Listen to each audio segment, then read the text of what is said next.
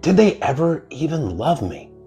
That might be a question that you're asking yourself after you got dumped, brutally discarded by your avoidant ex, out of nowhere, blindsided, the rug pulled from under your feet. You thought you met your person, your forever, your twin flame. You thought you got it right, and your future, it was looking bright. And then, rug snatched from under your feet, and you are just left completely heartbroken. But you got thrown out as if you never even mattered. You feel like you got thrown in the trash. So you're wondering to yourself, was any of this ever even real? Did they ever actually even love me? If you're dealing with a dismissive avoidant or a fearful avoidant that leans dismissive, the answer to this question is, it's complicated.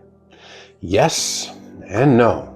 And there are reasons why a dismissive avoidant might have a little bit of a different view of love and a different capacity for love than you do. First of all, it's important to note that a dismissive avoidant absolutely can feel love and empathy. It's not a personality disorder, but they may actually have a limited capacity to feel those emotions and fully feel them in the way that a secure person would, or at least a person that's emotionally available. That's because they were emotionally neglected in childhood. They received consistent childhood emotional neglect, not given that love, nurturing, and reassurance that they needed as a child. Growing up in households where you don't talk about feelings, where you just stuff it and put on a happy face, because when they express their feelings as a child, their feelings would get shot down, rejected, even reprimanded sometimes. So, this means they were deprived of oxytocin as a child. Oxytocin is the bonding hormone. It goes off in the brain in a relationship. It goes off in the brain when there's a newborn child. It goes off in the brain to help us bond to another person or even a pet. But because they had limited exposure to it, they have a limited ability to oxytocin bond as an adult. They can learn to grow this. They can grow that capacity and learn to bond. But what this really means is that until they've worked on themselves, they are largely riding the dopamine wave, the dopamine rush that comes early in the relationship. Dopamine is the reward chemical. Dopamine is the feel-good hormone that goes off in the brain, and it can make you feel great. But the brain is not able to sustain these high levels of dopamine for long. They eventually wane. But as those dopamine levels wane, in a healthy relationship, that oxytocin really takes charge, because that's what keeps relationships together when it moves from the honeymoon phase to the commitment phase of a relationship. It keeps those romantic feelings alive, along with effort, communication, and things like that, because they don't just last on their own. It requires effort of both partners. But when your feelings just suddenly crash and that dopamine's gone and there's no oxytocin to keep the internal flame alive, it makes it a lot harder to maintain long-term feelings for your partner. Because often avoidants will think that they are in love when in reality it is infatuation. They often tend to confuse real, true, deep love with infatuation. But infatuation is generally temporary.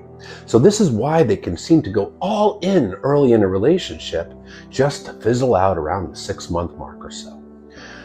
In addition to that, that's around when their fears get triggered. The dopamine's coming down, and there's those pressures of the relationship that trigger them. Emotional intimacy, that closeness that builds, that triggers their anxiety. Any kind of disagreements, very triggering to them. They couldn't express themselves as a child, so it's terrifying to do so as an adult. Any kind of expectations or pressure for them to show up is very triggering to them. It all goes back to those childhood wounds. But early on, when the dopamine is really at a sky-high level, that feel-good hormone will outweigh all those anxieties. But as the dopamine comes down, those anxieties really take over and there's no oxytocin to assist. So they don't really form that deep bond, that deep committed love with their partner in the same way that a partner that is emotionally available would. So it's not that they didn't have feelings for you, but it's very likely that their feelings are of a different nature, more of the infatuation type, not as much of the committed, deep level of a bond type of feelings. Also, when they get triggered, they tend to take their remaining feelings, any of those feelings that they do have for their partner, and suppress them and bury them. And they block off their own access to those feelings. It's how they've learned to keep themselves safe, by detaching, by separating from their emotions and suppressing it and refusing to reflect on it.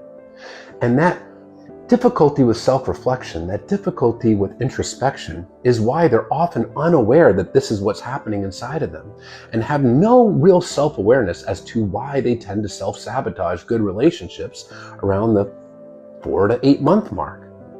What they do is they tend to take the blame for this and put it externally onto external things, especially their partner, because when it becomes somebody else's fault, they get to continue to avoid the self-reflection, those emotions, and that wound of shame that they have that's at the heart of all their attachment issues. Now, this wound of shame is really why they put those walls up, is because shame is that feeling like they're defective, not lovable. It comes from that consistent childhood emotional neglect. And they put walls up because of this. And those walls really do play a massive role in the prevention of oxytocin bonding. So while you are deeply bonding to this person, while you are falling at a deep level of love, not just being in love, but loving them, they are not really able to do so in the same capacity. Can they learn it? Yes, they can. It is not a personality disorder. By working on themselves, going to therapy, practicing new behaviors, they can learn to expand that capacity and get to different depths of love and connection that they otherwise wouldn't have been able to experience. But they have to want it.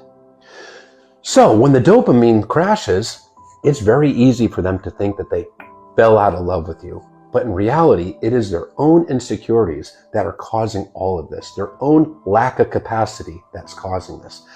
It's not a reflection of you or your quality as a partner. It's not a reflection of your self-worth at all. It's a reflection of their insecurities, their lack of capacity, yes, and also their character, because there are choices that are made in this, and they are adults who have free will. So be kind to yourself. Don't blame yourself. It is a really hard thing to go through. But recognize it was real for you. And in their mind, it was real too, because they really did believe that they were in love with you in a meaningful way. They just don't have the understanding of what a deeper type of love actually is and feels like. And they have a lack of awareness of what it takes to build that kind of love. That's not your fault. You're not responsible for their insecurities and their childhood attachment wounds.